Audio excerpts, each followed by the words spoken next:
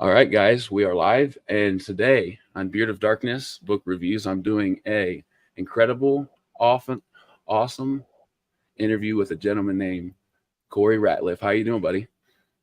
Oh, not too bad. How are you doing, Matt? Oh, we're doing really good. I'm honored that you would want to come spend some time with me on my channel. I'm really honored, and doing self pub authors is something that I've found that I've kind of niched down into. And Yeah, when I first yeah, started, I really didn't see myself in any sort of category. I really didn't know much about it, to be honest with you. I knew I yeah. loved books. I knew I loved and respected what you guys do as authors. But it wasn't until joining the community that I found out that indie authors is where my heart is. So I'm happy to have you on, man. So I'm let's glad to start be with here. absolutely, thank you. So let's start with your newest book. What's the series name and what are we talking about? So my newest book is the prequel novella to my new series, which is Elmerian Chronicles. So this is book one, Whispers of a World Breaker. And Beautiful, by the way. well, thank you. Um, it's basically a culmination of everything I've wanted to be in epic fantasy.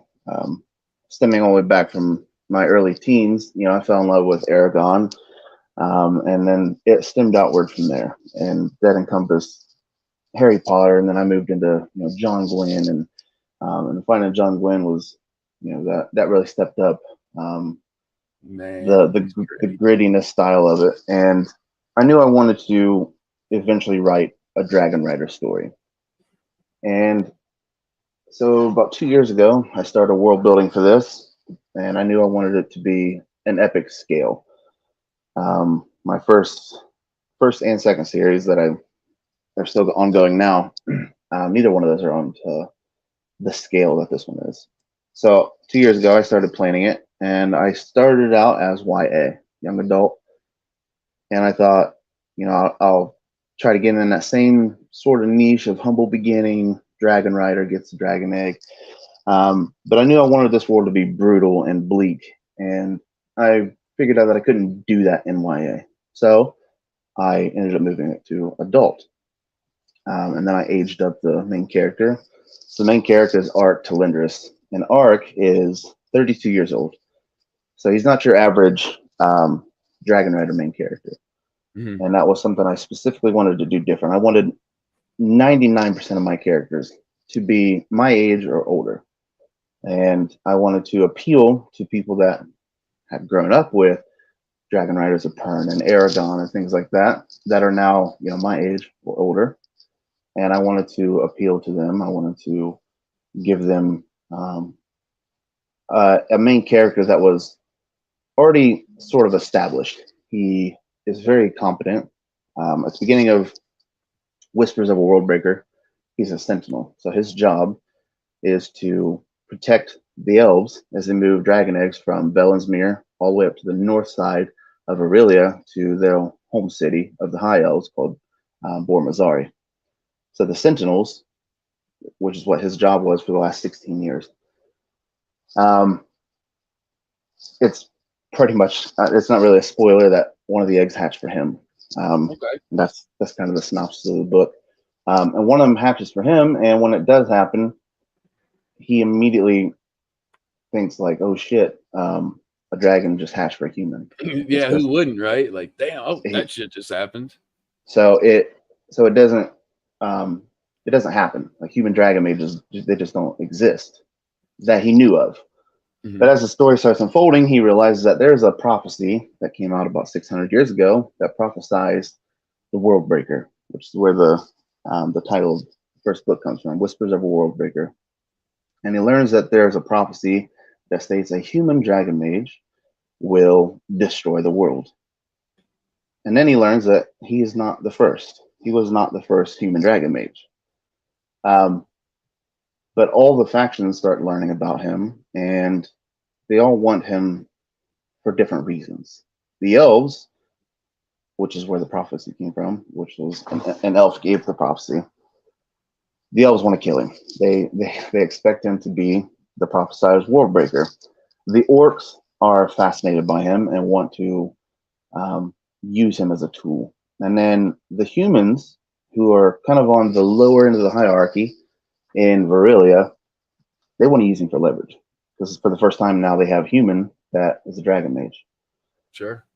So he has all these factions that are after him for different reasons, and he's got this little baby dragon that he's got to protect and raise, and he's trying to learn a magic system that nobody else can teach him because there's no other human dragon mages, and he learns that his magic is different than elf magic.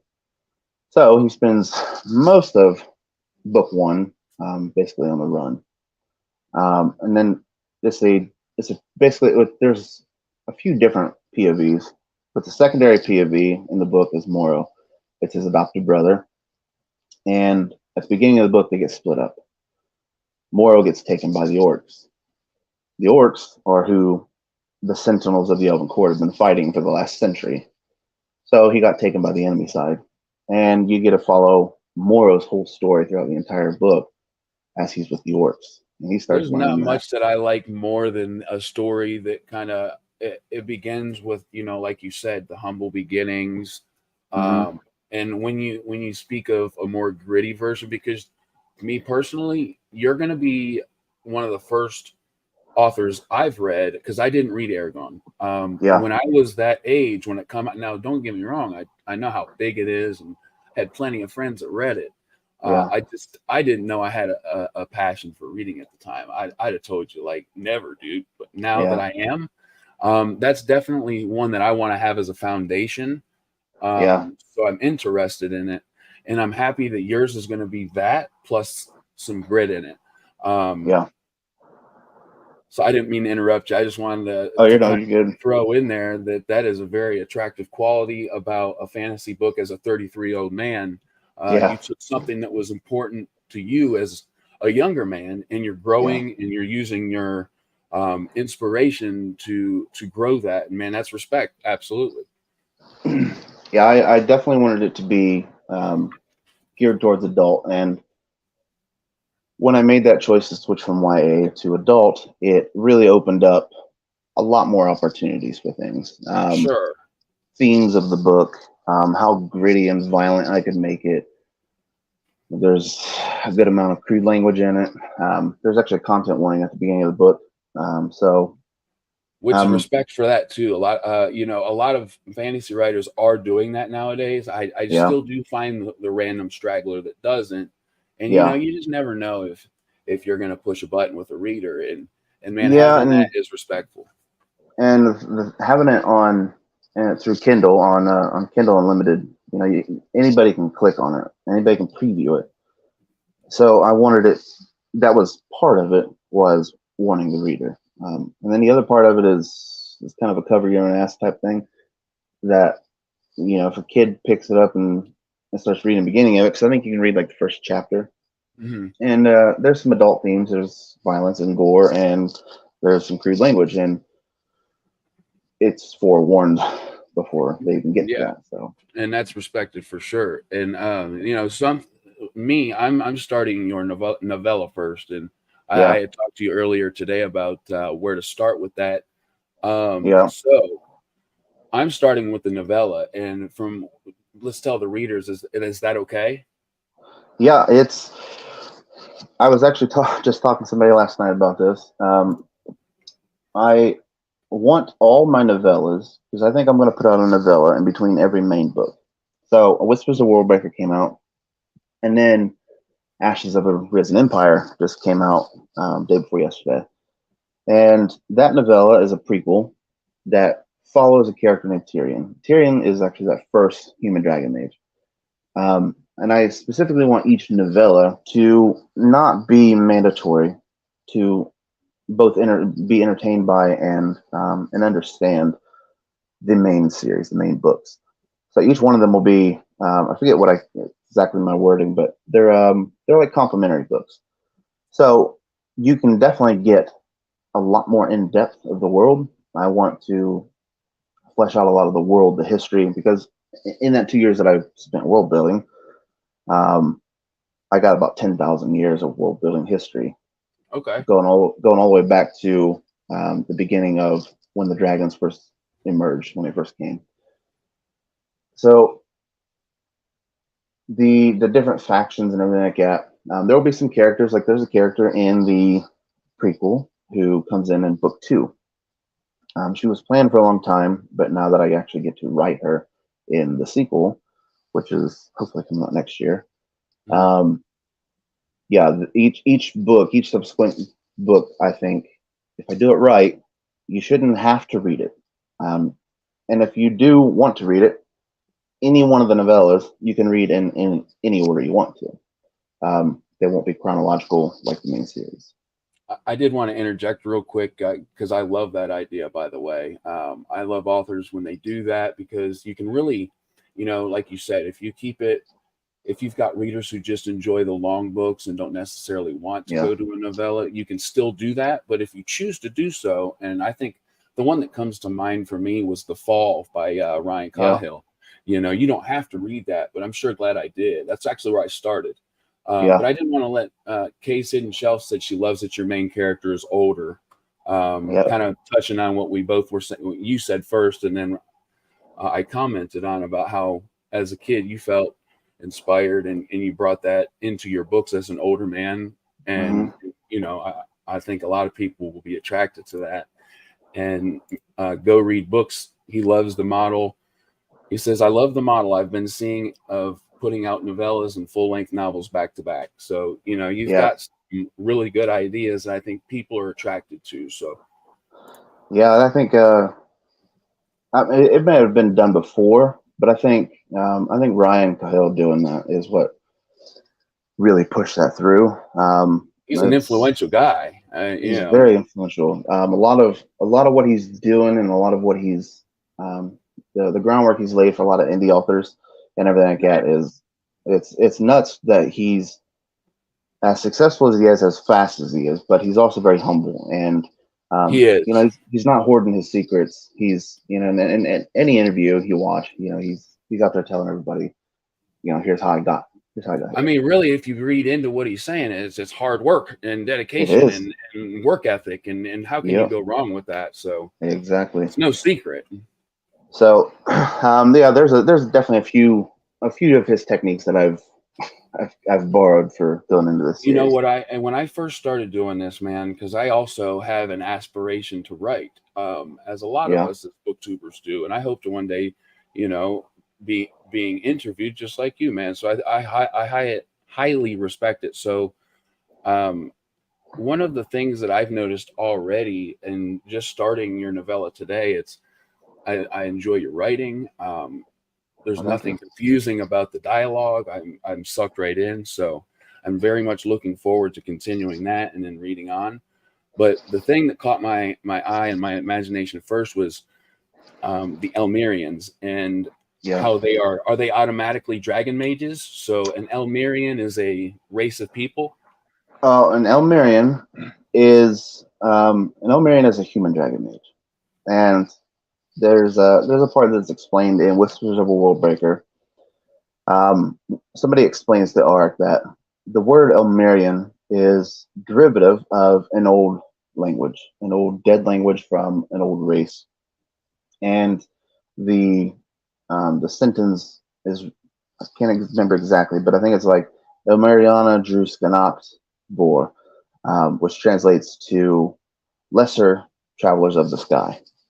So they were, it was a derogatory term used to describe human dragon mages, because for the longest time, for thousands of years, it was just elves. Elves were the only dragon mages. So when humans first came out, Tyrion was actually a dragon mage before the prophecy. So when they first saw Tyrion as a dragon mage, it was automatically negative, and he was called lesser. And then they quickly realized that his magic was different and quite powerful. So it went from them thinking everything is lesser because of the human to the prophecy come out, and all the elves hunted every human dragon mage because they were feared. So, but I love that story. And Tyrion took the word Elmeriana, meaning lesser flyer, and he purposely called himself that. So he took what they were calling him lesser, and he used that because now it drives fear. So What a story too, because there's so many different things that we could compare that to, as far as maybe in a personal story.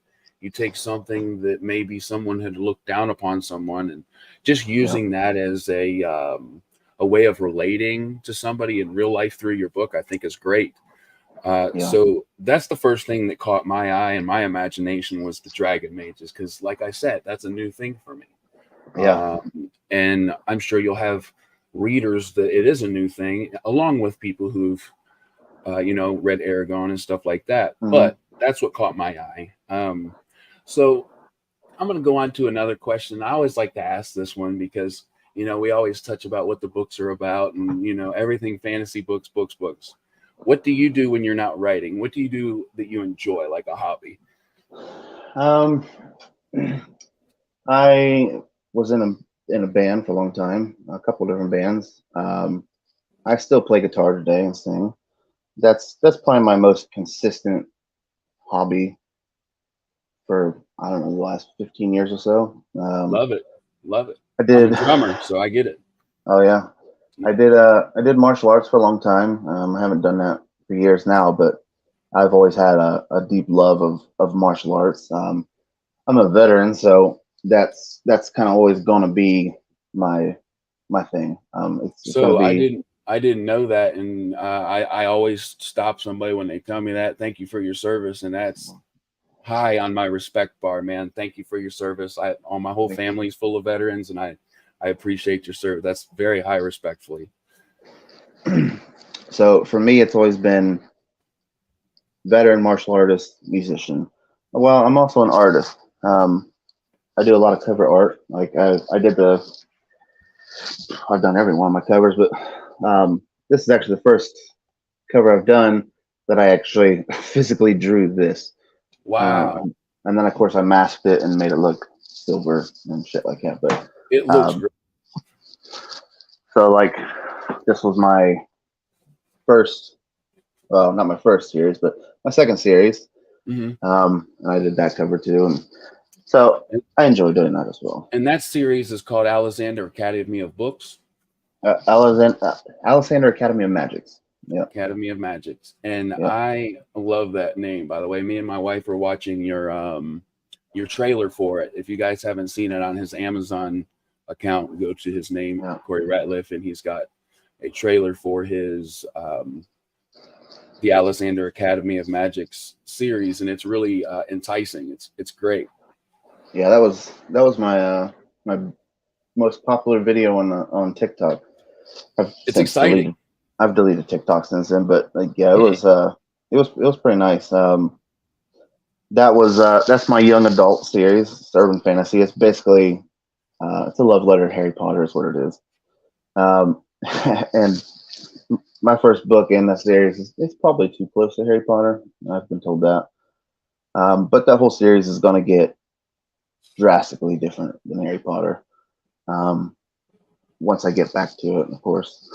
There is Um, absolutely nothing wrong with going with, and I stand by this till the day I die, man. Honestly, you can't take an idea, or you can't find. Some people would take this the wrong way, but you can't find an original idea. And if I tell a story and you tell a story, there's going to be two yeah, different stories there. It yeah, just so I think if you find your heart in it, and regardless of what anybody else thinks, I think that it can only be successful. So go yeah, with that, man. Absolutely, because I'm excited to read it. yeah. There's a bunch of Easter eggs to Harry Potter in that, but it mixes up a lot of things. A lot of I wouldn't call them plot holes. A lot of the issues I found with Harry Potter, I flipped it and changed things in my book. And that's my Um, point. That's going to be totally different than Harry Potter. yeah, So yeah. and then like and everything I built in book one that was supposed to be um, basically Easter egg, I guess, to Harry Potter. Spoiler alert: it's going to get all destroyed in book two. So from book two on, it really becomes something different. The main character in that he's not in the hero class. He's in the so-called villain class. Okay. He's in the darker house, the house that puts out a lot of dark wizards. That's the house he gets put into. The combat style, the magic system is a little different, and then it's got a mix of portal fantasy in it as well, where the magic comes from a different world, things like that. So there's going to be a lot of things that are going to be much different than Harry Potter. But So dipping into both worlds, where's your heart at the most? Are you an epic fantasy or high fantasy guy at portal fantasy? Where's your heart at the moment? well, to answer that question, I wrote Whispers of Worldbreaker after 2 years of playing it. And I immediately started that after I finished Lucas Hale and the Founder's Key. And then I finished writing Whispers of Worldbreaker, and I started writing Lucas Hale Book 2. And I got about 70,000 words into it, and my mind just kept going back to Marinor, kept going back to the Elmerian Chronicles, and the vastness of what I've created in world building. I've never done anything that's this huge on a scale, across time, amount of characters, everything like that. So, yeah, epic fantasy is definitely a lot And if more where my anything heart else, is. yeah, that sounds amazing. And if anything else, man, if you can look back and say it took writing, like what you said, trying to write that second book to find exactly where I need to be. I mean, what better? Yeah. I mean, it's a common story you hear with authors is you kind of find yourself through maybe something totally different, or when you're walking down the street, but using that as your stepping stone to do exactly and find out personally exactly what you want to do, I think is a great story and a great thing for you personally. So is the idea for the Elmerian Chronicles, is that something, I think maybe we covered it a little bit. I still want to ask though, because I always like the foundation of stories. Where's your main influence for the Elmerian Chronicles? A little bit of it comes from Tolkien. I think it's a lot of epic fantasy is going to go back to the grandfather of fantasy.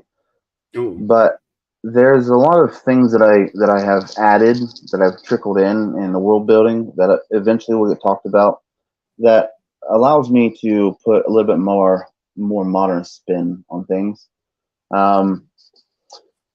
Like this world is different, and it kind of explains it a little bit in the first book, but it's not so much spoilery, I guess. But in my story, the elves and the orcs and the druids and dwarves and all that stuff, they're not as fantastical as Tolkien's. It actually comes from a lot of science. So the deep world history is that humanity was trying to find a way to defeat mortality or disease, things like that. So they got into cloning and things like this. And that story that I've got partially written takes place around 2050 of Earth. So Marinor is actually Earth about 10,000 years from now. And what they were trying to do was clone humans and then use that DNA. And what they actually did was created the elves. And then about the same time that happened, the dragons came through, and there was a big ass war. And the dragons, of course, sided with the elves. Most of the world gets destroyed. About 4,000 years later, the elves tried to do the same thing to finish wiping out humanity, and they created the orcs. And they were not able to control them as well. So, of course, there was another war. So a lot of the world that feels medieval is actually a world 10,000 years past that was destroyed over and over and over from wars and wars and wars. So the Elmerian Chronicles I'm writing now, we're actually in the fourth age of it. So I wanted to be a lot different with that. Like, there's a mention of werewolves and vampires in it as well, and you don't really see that with dragons and elves and orcs. You don't really hear vampires and werewolves put in. So I guess it really comes from like just a full encompassment of my love of fantasy. Man, I like that, and that just entices me more, honestly, because there's a lot of werewolf and vampire stories that I don't like, but guess what? There's a bunch that I do too, and I think that encompassing your world of fantasy in your head and putting that in writing and using all your inspiration, that's an excellent answer, and really it entices me, and I'm excited to read it, man. So at the end, do you see a specific number of installments in the Elmerian Chronicles? Do you have that planned out, or? Yeah, roughly. I think it's going to be 6 books, and then 6 novellas, and then I have either a trilogy or I don't know. I have a future story plan. Takes place about 1,000 years after the finale of Elmerian Chronicles, a spinoff, if you will. So no, I mean, I can see an end to the series, but at the same time, I can see myself being in this world for decades to come, if I can. That's awesome, man. And what an exciting thing as a reader, because, you know, once we like a trilogy or a series or whatever, how many books is in it, Yeah, it's sad to think about the end of it, man. So it is. Yeah, people who, and I can't imagine, you know, writing that. So I'm sure it's even deeper feeling then. So, you know, you've got people like Terry Pratchett or Hobb, you know, so many books, and they're babies, you know, they birthed them into this world. So I think that's a great answer, man. So that's exciting. So to know there's going to be 6 and 6 at least. Yeah, at least. Yeah. That's awesome. That means not only do you love what you're doing, but you're inspired to keep on doing it, you know. Oh yeah. And what a better answer than that. Yeah. As a writer or as a reader, however you want to answer this, who are maybe 3 authors and or books would you say influenced you the most? And maybe we've kind of covered it a little bit, but I still want to ask. So my earliest inspiration, I think, is Christopher Paolini. And that Didn't comes from expect Aragon. that. So I picked up Aragon when I was, I don't know, 14, I think, 15. I fell in love with that so much that the last book came out when I was overseas, and I actually had my wife buy it and send it to me. Oh wow! I don't know. It's like 800 pages, and I read it in a single day over there. So, that's probably my earliest that I can think of. But over the last couple years, my favorites and my inspirations have vastly grown. As far as like prose wise goes, or just that gritty style, I think I got to go with John Gwynne. John Gwynne's been a lot bigger inspiration as far as my actual storytelling goes. And then I don't know.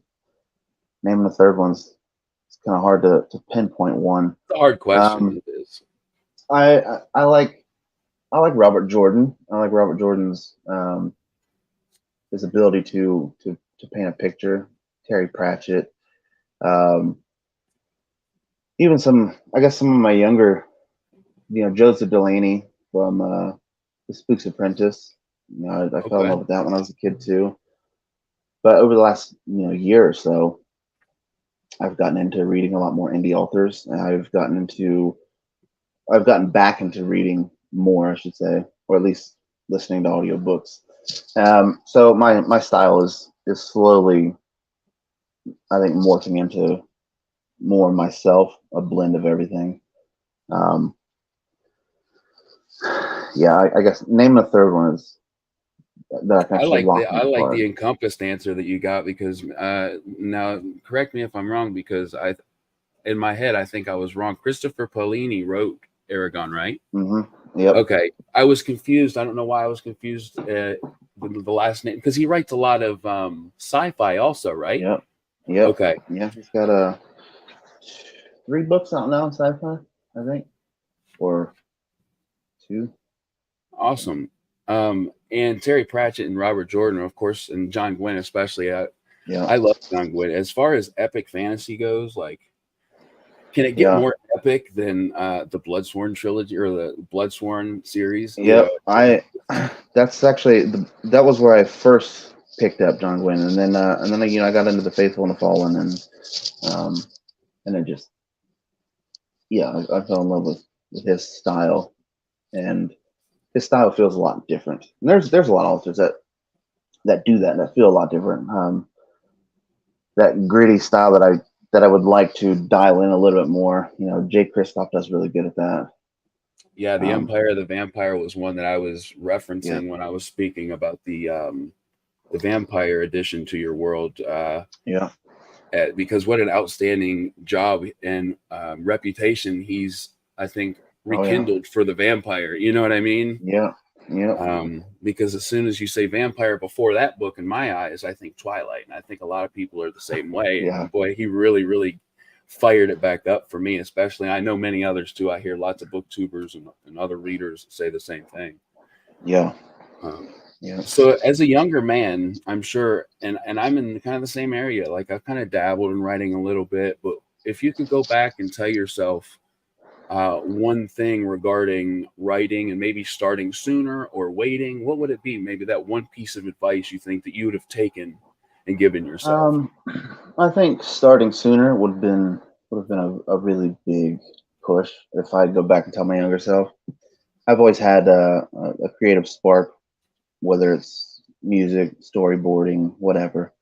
I can still remember, I believe it was our sophomore year in high school. Our English teacher gave us a picture, and the assignment was write a fictional story based off this picture.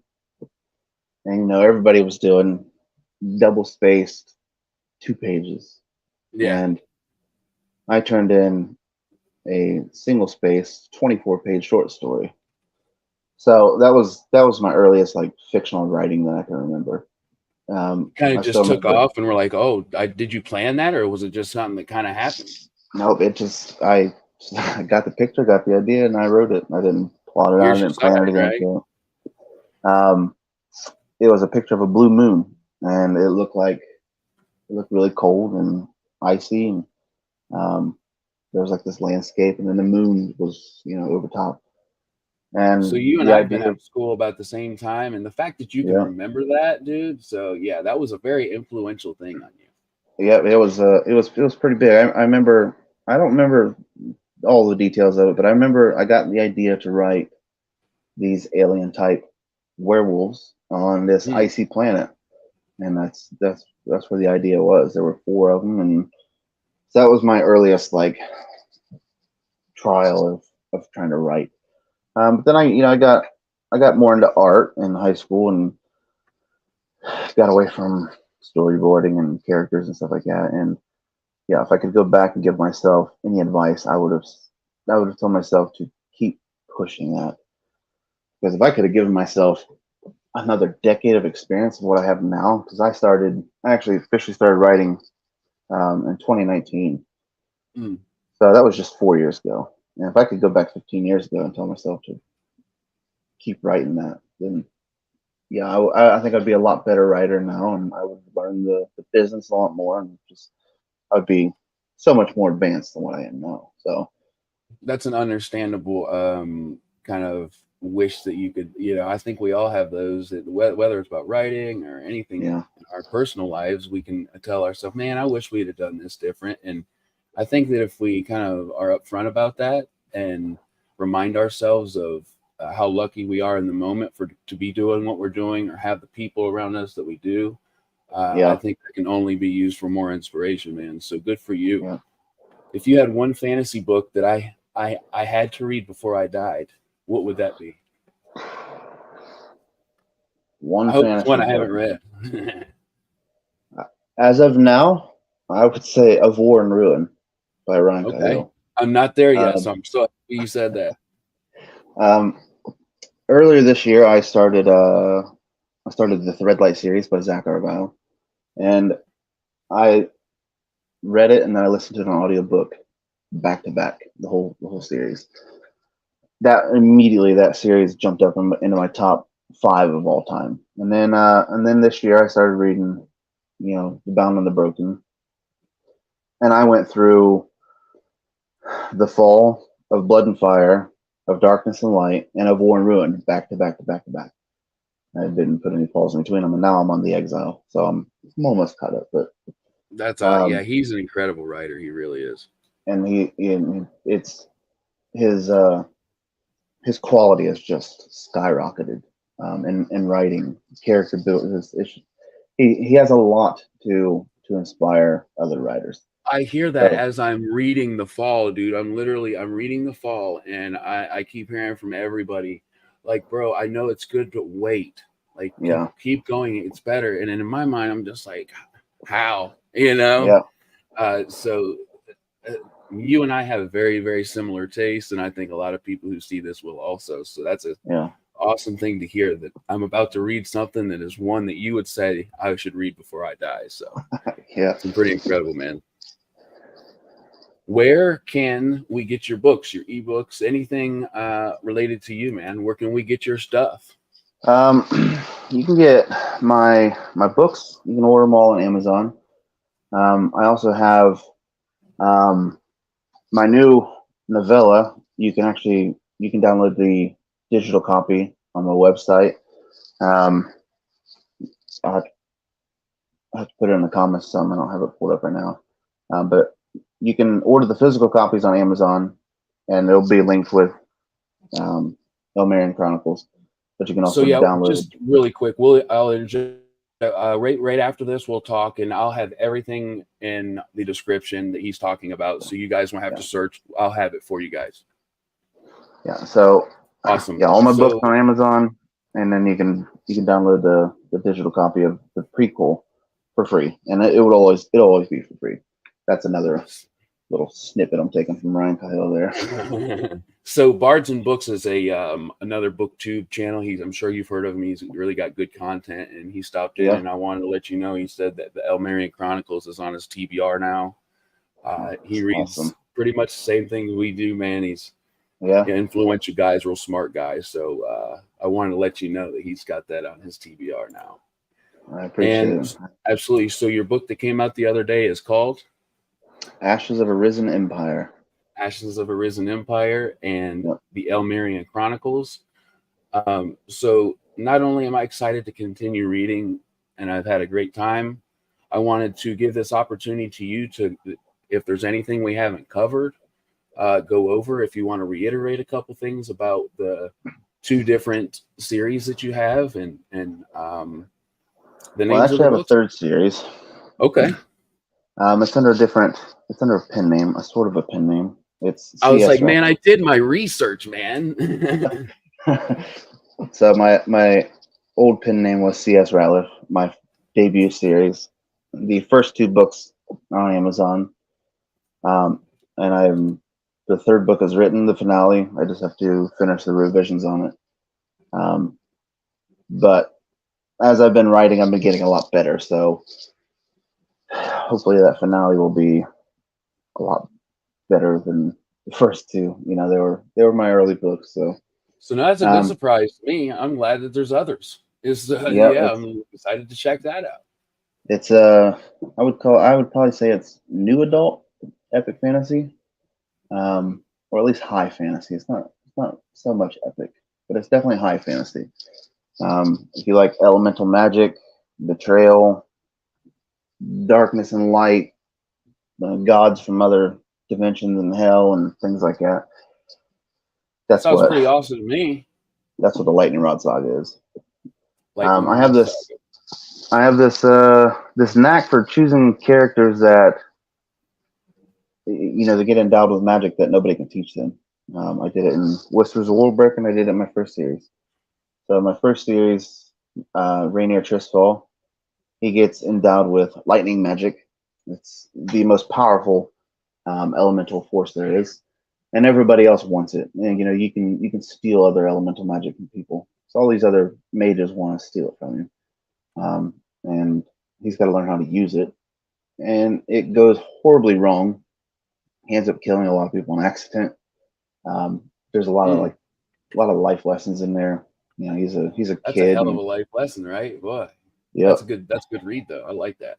Yeah. So third book is finished. I just gotta finished the revisions on it, and You're a busy then, dude. I don't know how you must have one heck of a work ethic when it comes to writing, because, buddy, I understand at least a little bit how long it takes to write a book and get it formatted and all that good stuff.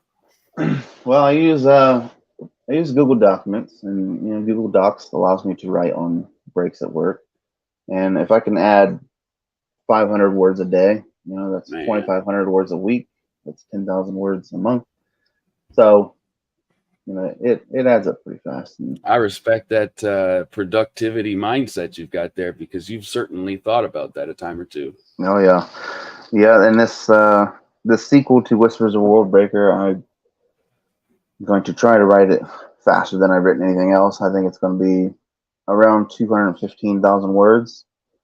That's And a I've been chunker. on, yeah, I've been on it for about a month and a half now, and I would like to have it completely written by December. So I'm definitely going to be pushing on it. It's going to be a big book. It'll be my biggest book so far. And Whispers of Worldbreaker was not tiny. It's No, it's not. 580 pages.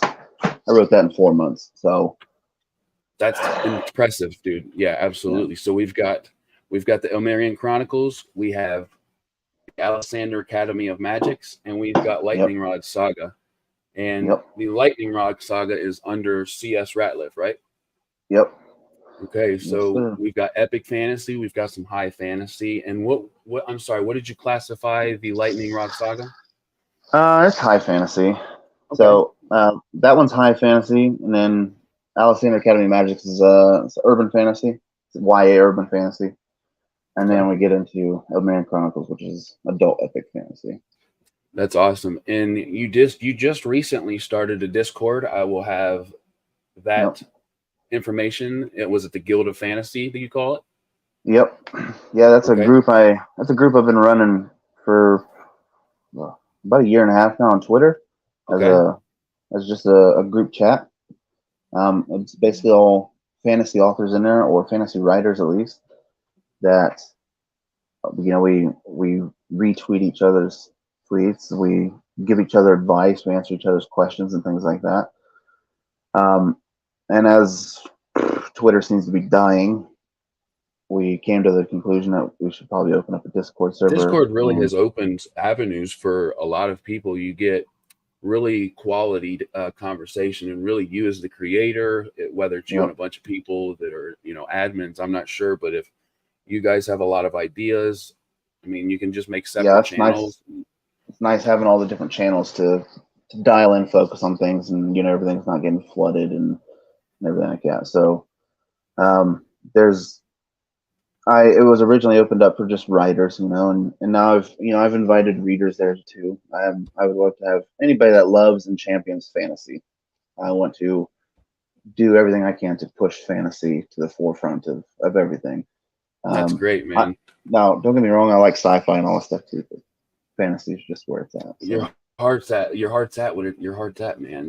We all get yeah, it. That's for sure. Because I'm the same way. Like, I've gotten some authors who sent me some sci-fi books, and it excites me sometimes more yeah, than just epic fantasy. Sometimes, just because I don't yeah. read it often, and it's going to be new to me. I think So finding the mix of sci-fi fantasy is that's what's kind of really started intriguing me in this last couple of years. I don't know if you ever heard of Michael G. Manning, but he wrote a prequel series that's called Embers of Millennial, and I always tell people go read these books. that's There are awesome. 3 of them, and it blends a little bit of sci-fi and fantasy together. It really feels epic fantasy to start, and then you realize that there's a lot more science involved in everything. Mhm. So you start to see that it is sci-fi fantasy. It's a perfect blend of them. That's an interesting combination, and that sounds intriguing to me. Yeah. So yeah, anybody that wants in the server, it's open. It's open to anybody, any fan of fantasy, any writer. Awesome. John Douglas stopped by and said, "Hail Beardo and hail Corey." So I'm going to take that as he is a fan of both of us, because I'm a fan of his. He's a good guy. He All runs a right. really good podcast, man. He's I'll actually an check indie him out. author himself. So Yeah. definitely do. He's got a great thing going. I'll have to Well, check hey, him out. man, I wanted to just let my viewers know real quick. Corey Ratliff, guys, he's an up-and-coming self-pub author. He's got some epic fantasy, some high fantasy.